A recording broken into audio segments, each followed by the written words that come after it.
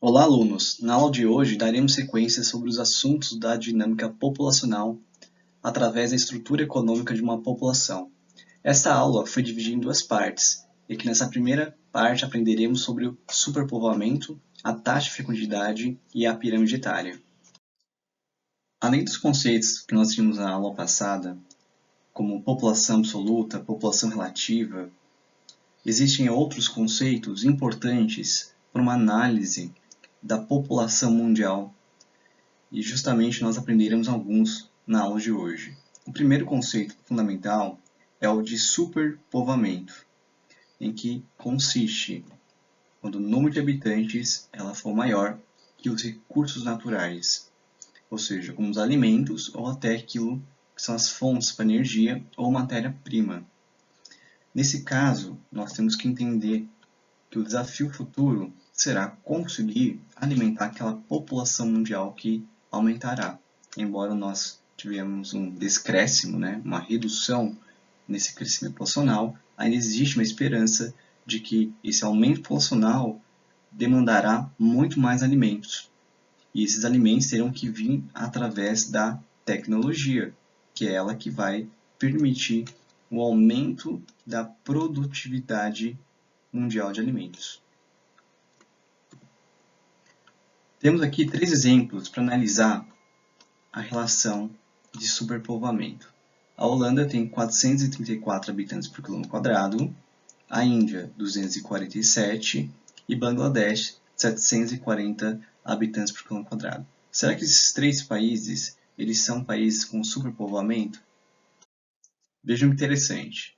A Holanda, embora tenha uma quantidade alta de densidade demográfica ou população relativa, ele não é considerado um país superpovoado, pois a sua relação de população e de recursos naturais não é tão gritante, não é tão diferente de um para o outro. É como se fosse mais equilibrado a quantidade de população e a quantidade de recursos naturais que é possível no país. Na verdade, levando em conta aí também ao PIB per capita, a relação econômica do país. Então, como um país desenvolvido, ele acaba tendo melhores relações econômicas. Aí esse país, então, que não tem problemas econômicos, ele consegue, então, comprar os recursos naturais que vêm de outros países. Com isso, o seu número de habitantes, seu país, não vai ser complicado com os demais. Então, nesse caso, ele não é considerado superpovoado, apenas densamente povoado. Ou seja, justamente a Holanda, a população, ela tem um alto padrão de vida em um espaço muito pequeno.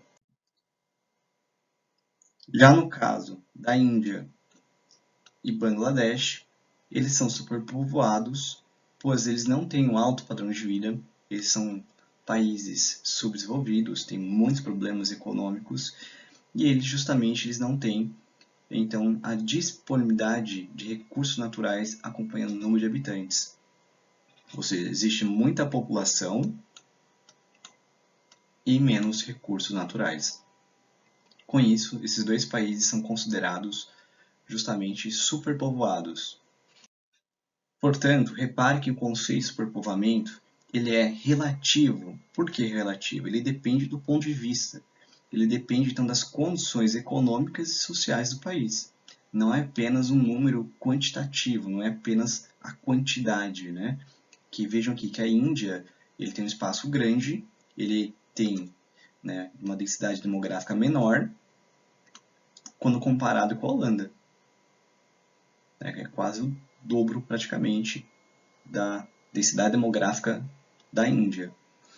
Mas isso não quer dizer que eles sejam, então, países superpovoados, como no caso da Holanda. Já a Índia e Bangladesh já são considerados, então, superpovoados.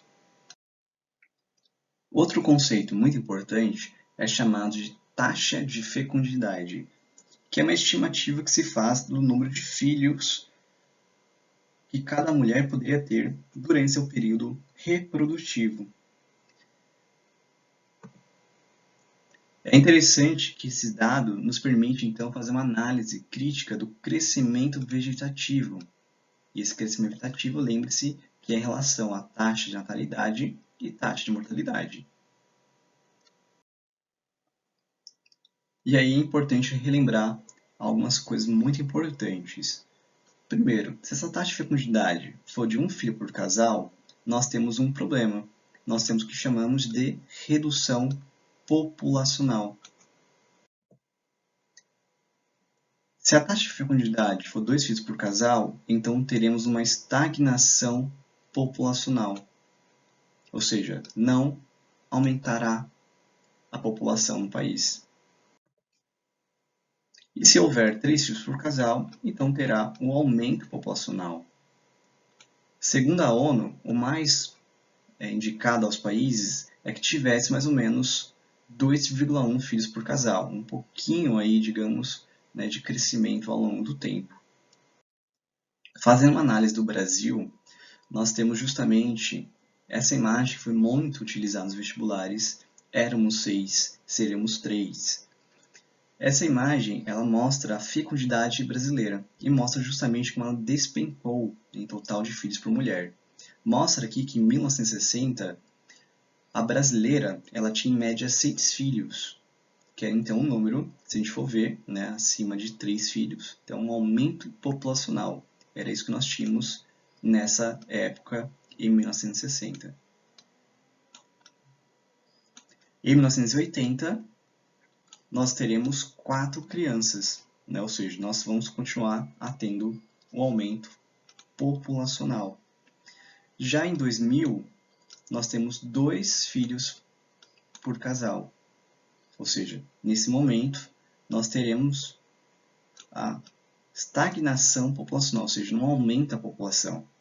E aí, segundo a estimativa que teve nessa época, porque esse dado é bem antigo, nos fala que nós teremos 1,5 filhos por casal. Então, nós teremos a redução populacional.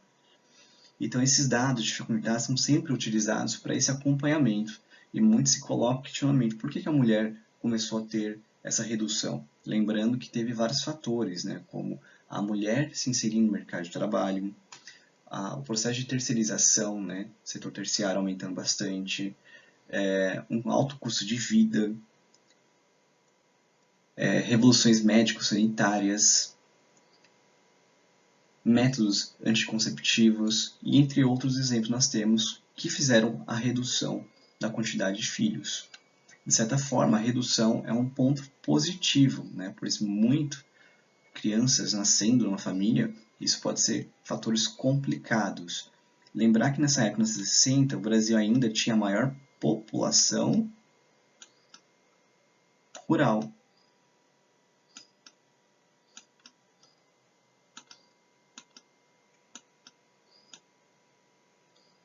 A partir de 1980, nossa maior quantidade é de população urbana.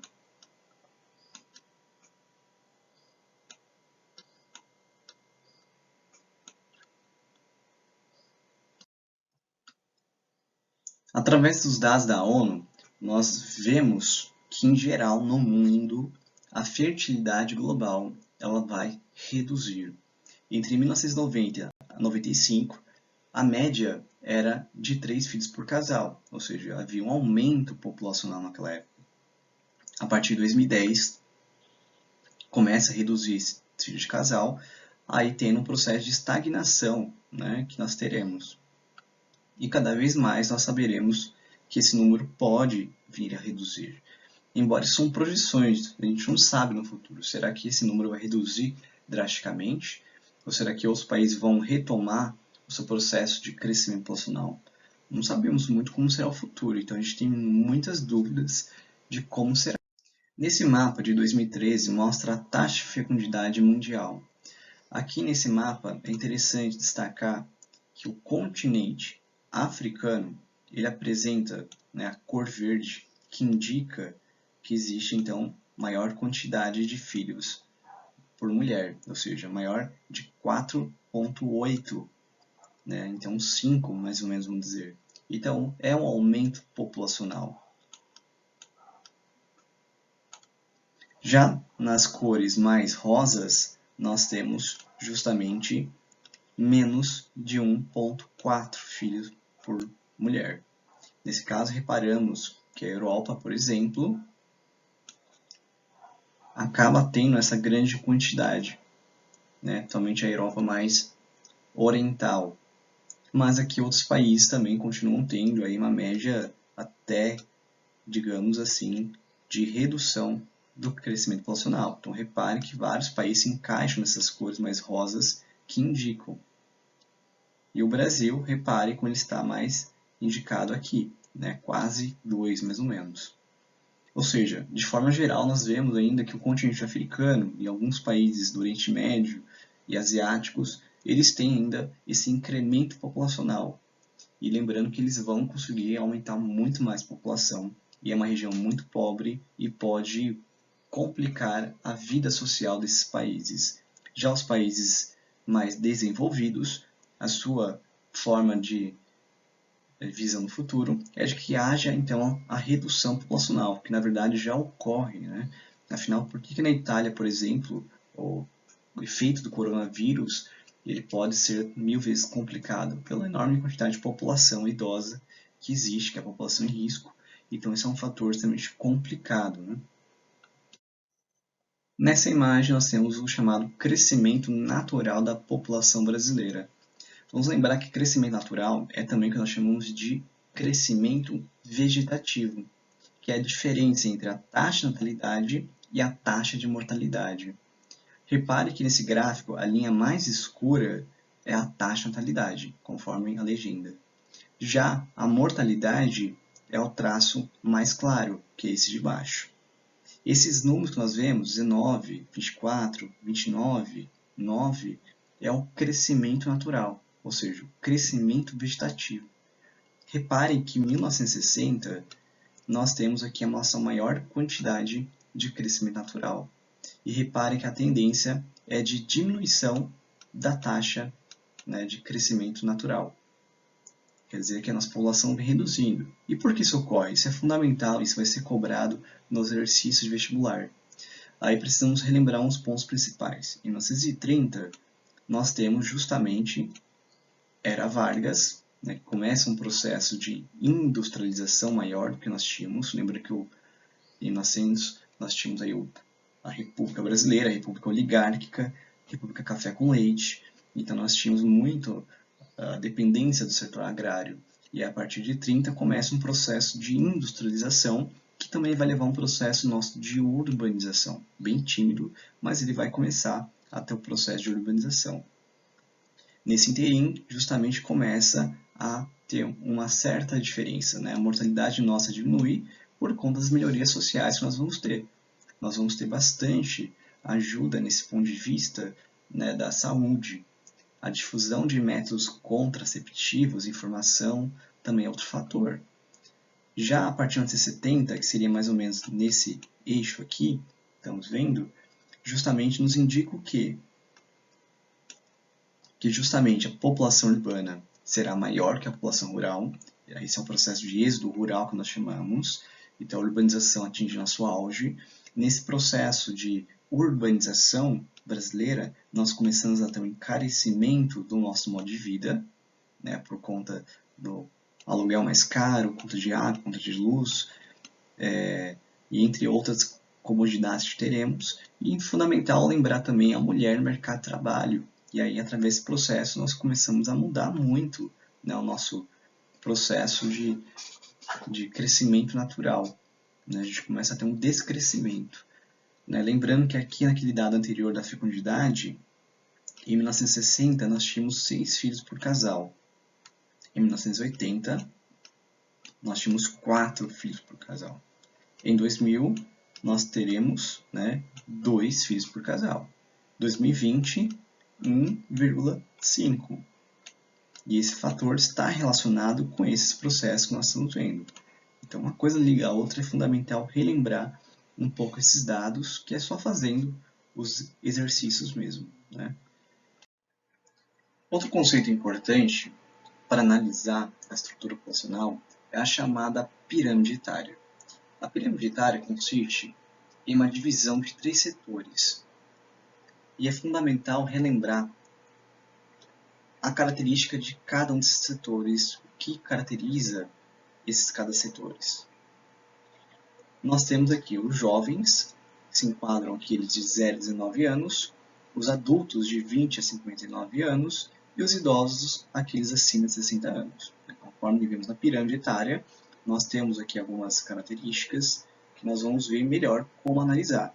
Mas aqui, então, sempre indicado, né, daqui do número 0 até o máximo, né, aqui, por exemplo, 0 a 4 indica quase 8 milhões de pessoas, enquanto desse lado aqui de 0 a 6, é quase 7 mais ou menos, né, vamos dizer assim. Aqui desse lado direito sempre são as mulheres, e do lado esquerdo sempre os homens. Então isso aqui é uma coisa interessante para a gente analisar sempre a composição populacional de um país. E é fundamental entender mais ou menos os panoramas que veremos adiante. Sempre que você se deparar com exercício de pirâmide etária, é fundamental ter em ideia a composição estrutural da população. É fundamental entender muitos conceitos importantes, então observe muito bem essa parte. Reparem aqui, né, que nós temos do lado esquerdo o homem, do lado direito a mulher. Essa primeira parte do setor da pirâmide são jovens, aqueles de 0 a 19 anos, aqui os adultos de 20 a 59 e aqui acima de 64 anos. É a mesma coisa desse lado aqui também. O que temos que observar são as características. Reparem aqui que dessa pirâmide nós temos uma base mais longa. E essa base mais longa quer dizer que temos uma alta natalidade. Tem mais gente nascendo, né, do que a composição de adultos e a composição de idosos. Enquanto aqui na parte do topo, que nós chamamos, repare que o topo é mais estreito, ele é mais curto. Isso quer dizer o quê? Ele quer dizer que tem uma baixa expectativa de vida. Afinal, tem menos idosos. Os idosos não vivem tanto tempo. Por que isso acontece, né? Justamente pela baixa expectativa de vida. Essa primeira pirâmide são de países subdesenvolvidos. Já como nós vemos aqui, essa pirâmide aqui, que nem chega a ser tão uma pirâmide, de uma forma triangular, nós temos uma base curta. Né? Compare aqui, ó, base longa, base curta. Essa base curta quer dizer o quê?